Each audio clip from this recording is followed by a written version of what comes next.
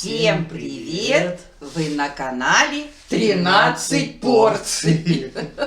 Тоже замолчал. Детей нету, и он замолчал. Остальных мы съели. Здравствуйте, давно с вами... Здравствуйте, давно с вами не виделись. Давно не выходили, если честно, несколько раз выходили, но не выпускали, настолько были заняты, что было некогда. Последний раз мы такой мукбанг тоже сняли. С роллами, А микрофон что-то сломался. И не стали выпускать его. Да и, я думаю, все понимают, какое у нас время было. Мы тут затеяли этот ремонт, который еще будет пятилетку, даешь пятилетку длиться. Мы сегодня приглашаем вас к нам на обед. У нас сегодня пюрешка, капустка тушеная с домашним бройлером, икра с перчиком, которую я выставляла на видео, сальца, вот такое, расскажу, как делала, а сегодня еще и показывать буду. Сейчас у меня как раз остывает вода. Шарлотка. В нашей семье шарлотку как-то не очень. Сколько делала, не очень. Дети маленькие были. Может, сейчас подросли будут. Яблоки эти выковыривают оттуда. В общем, сделала шарлоточку такую небольшую. На весь противень, но она невысокая, не поднялась. И молоко-чай. Приятного аппетита всем, кто с нами кушает. У Ивана шарлотка, у меня нет шарлотки. Я не хочу шарлотку. Не хочу. Я ничего не отказываюсь. Сало. Вернемся к салу. Это сало, вот оно в банках. В общем, это лучший рецепт. А вы его лучше, да, вы лучше посмотрите на канале. Возможно, оно даже выйдет вперед, а может быть нет. Сначала выйдет этот ролик. Это сало мы уже кушаем, но оно еще готовится. Я думаю, под конец готовки его уже не будет. 21 день оно готовится. Но все расскажу. У меня оно уже стоит 9 дней. Даже 10 сегодня. Сегодня же 6. Ну, 9. Ну, 10 точно уже, да. Я забыла, какого числа я их. Только 28, 29, 30, 31 и сегодня 6. Ну, 10-й день, да, 10-й день стоит. Сало очень вкусное, очень вкусное. Но рецепт будет на том канале, да. Да, даже я заценил сало. Я особо... Он у меня не едок сала. Не едок. Мы его едим с дедушкой. Дедушка, свекор, и я. У них вкус одинаковый. И рыбу любят, и сало. С красным лучком. Но это сало мне очень нравится. Так что мы тут в драку.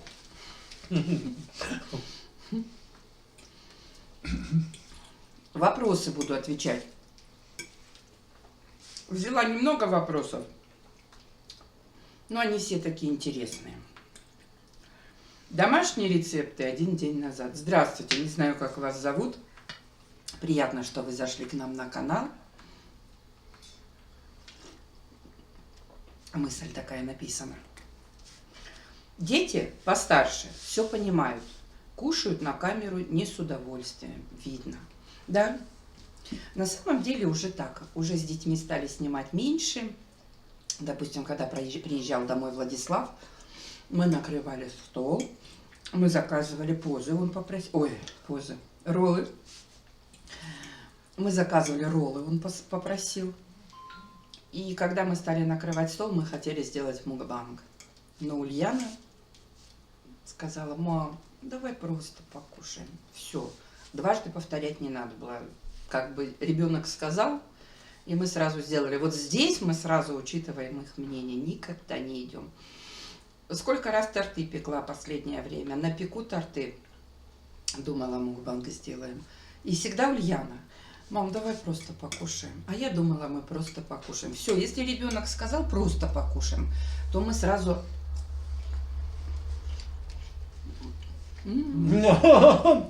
Берем рекламную паузу. Сало убывает. Ты рассказывай. О вкусе сала буду рассказывать я. А ты на вопрос отвечай.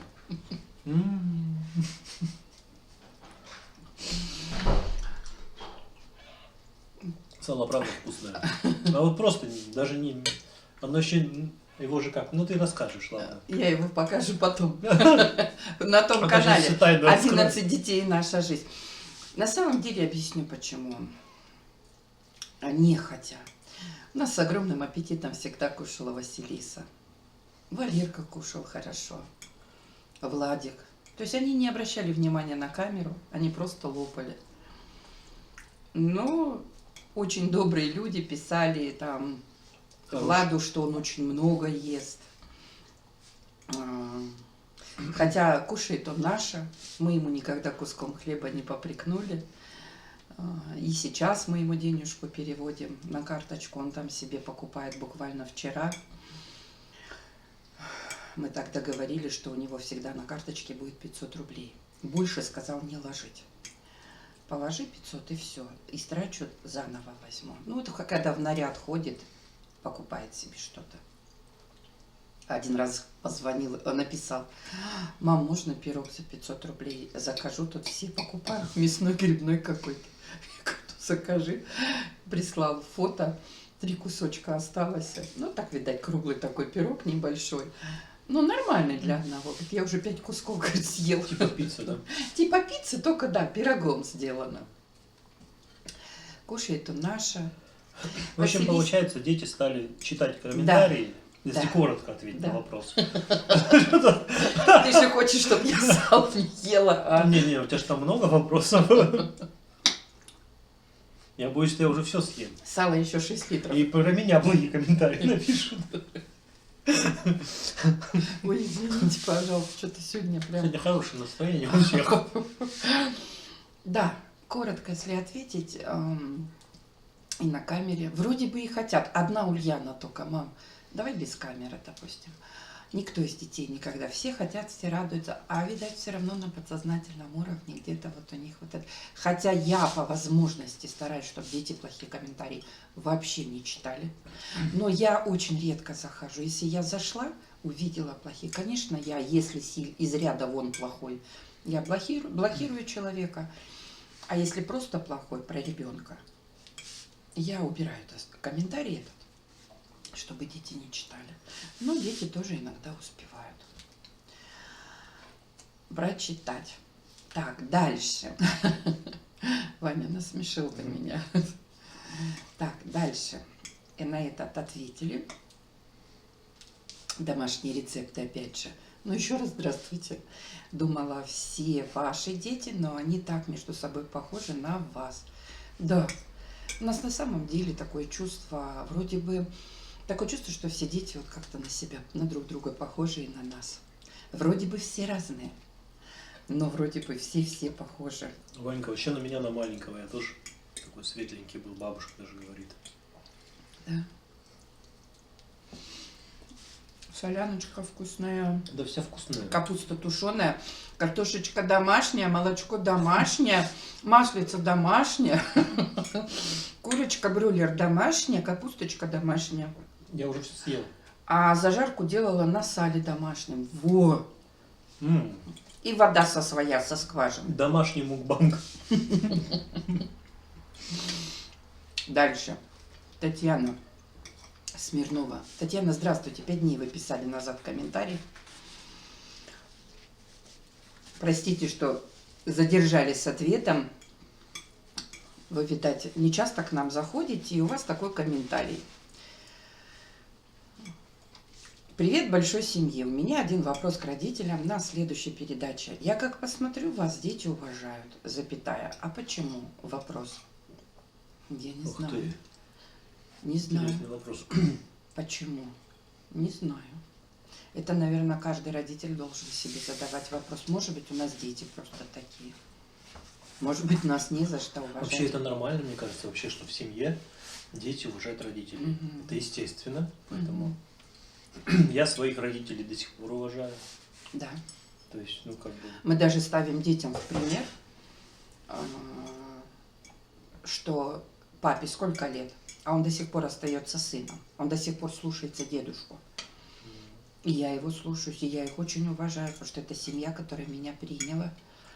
Это наша мама и папа, дедушка. То есть поэтому как бы сам по себе вопрос непонятен. Да, просто тут продолжение вопроса есть. Не знаю. На этот вопрос я не могу ответить. Если нас не за что уважать, значит, дети у нас очень хорошие, благодарные. А если есть за что, за это и уважают. Ну вот так, да, как-то? Логично. Очень даже логично. Дальше. И почему они все должны отвечать как под диктовку? Ну, если у вас есть факты, вам надо было... Я так думаю, что это, Татьяна, у вас такой хейтерский вопрос.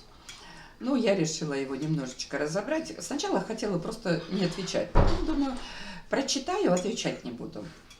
Ну, а сейчас, думаю, детки начали приходить. А сейчас, думаю, зачитаю, отвечать, ну и потихонечку разберем.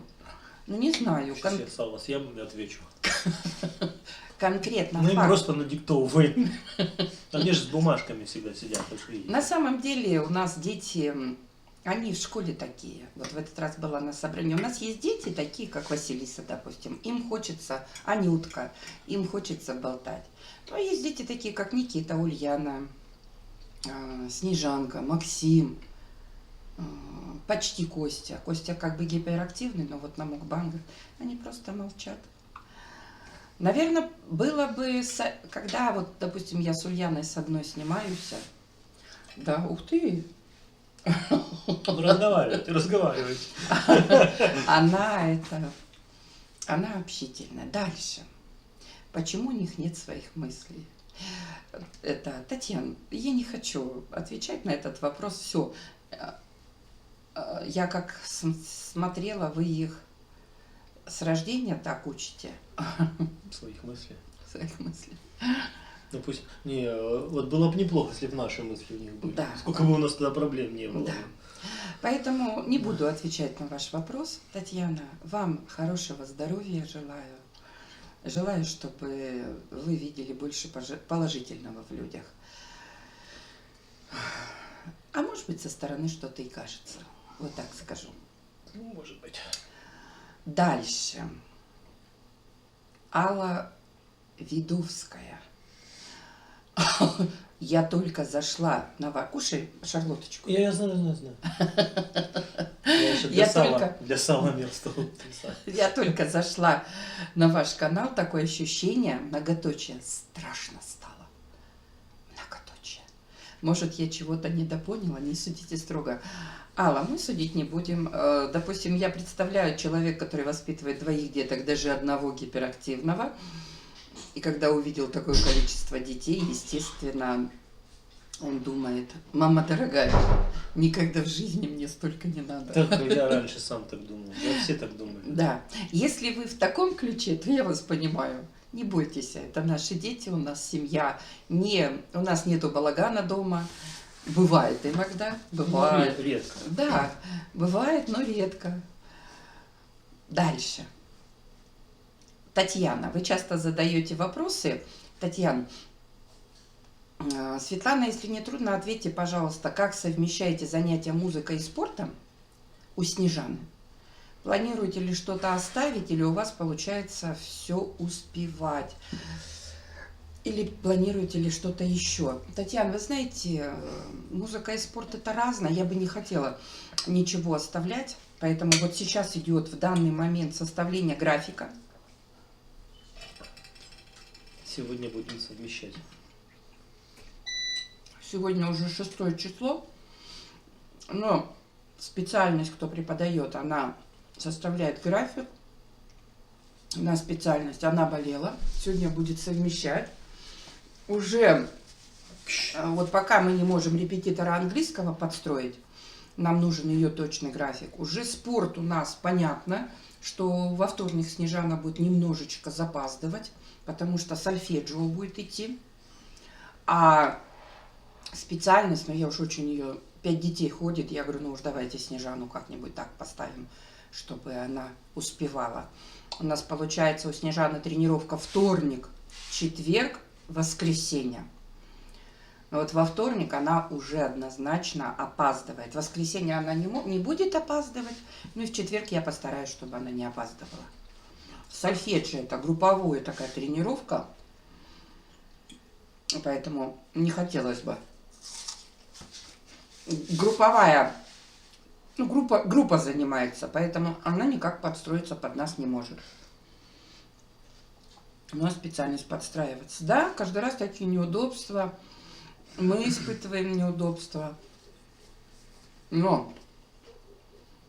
Ну, в том году нам дедушка помогал. Да. Я Снежанку увозил на тренировку, а дедушка забирал Максима. Он увозил музыкалку, а дедушка потом забирал одного Максима. Слава богу, в этом году у нас дети все учатся с 8 утра. Да, с утра пока. У нас 2 года Максим на музыкалку уходил с уроков. На нас и директор школы ругалась. И преподавательница вроде шла навстречу, классная руководительница, но ей тоже это надоедало, ее можно понять, что он каждый раз уходил с уроков. Хорошо, что он у нас не двоечник. По средам уходил, но был английский, с английского. И она с нас взяла слово, что раз он уходит, будет ходить к репетитору. И мы выполняли это слово. Мы сразу записались к репетитору. Хоть ему и не надо было это. Он как бы сам соображает. Но раз он так сказала преподавательница, мы так и сделали. А в этом году я прям не верю, что пока вот так вот все. Хоть бы никакого карантина не было. Что, не лезет? Ой, ну он вкусный такой. Ну не Вкусный? лезет. Очень вкусный. Кстати, ты сказала, что со своих яблочек. Очень вкусный. А чай вкусный. У Ивана 3 ложки сахара там чайных, а у меня нету сахара. Заварочка. 2,5. 3. Без горечи. Ну вот так мы сегодня с вами пообщались. Обед у нас такой. Там возвращаются дети, слышат, что у нас же теперь кухня там. Мы специально сели здесь. Да там еще эхо такое, хотя уже Вроде бы, да. Уже вроде и шкафы поставили, почти все, еще чуть-чуть осталось. А все до сих пор эхо такое. Ну и дети, теперь... Я же раньше мечтала, прям мечтала, что кухня будет моя. Не, даже уроки все идут туда делать, хотя у всех в комнатах столы. Теперь у нас 2 комнаты во всем доме. Вот это и кухня. Все дети либо там, либо здесь. Либо здесь. Раньше мы все равно, вот тут кухня, как-то вот движение было. Сейчас здесь тишина, и они все здесь стали. У детей у всех, и в женской половине, и в мужской половине. Пусто? Нет, телевизор есть у всех. Ну да, у всех есть телевизор. А они все равно все здесь. Все здесь смотрят телевизор. Что Ой, я это популярные комнаты, все равно так и остались.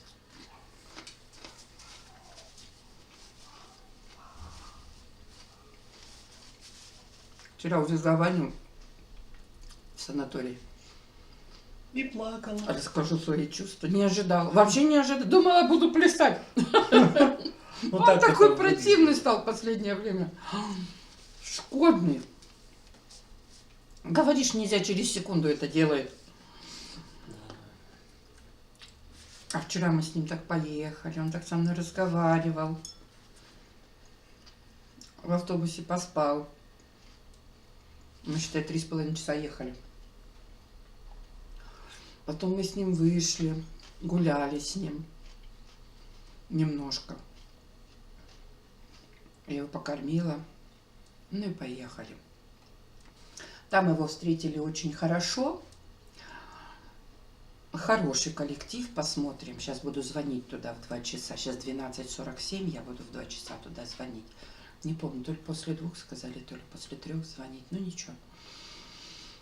И я его когда там оставила, там так хорошо, что они сами хвалятся. И я лично своими глазами увидела обыкновенную семью, так как наша необыкновенная, обыкновенную семью, мальчишечку, маму уже который раз туда привозят.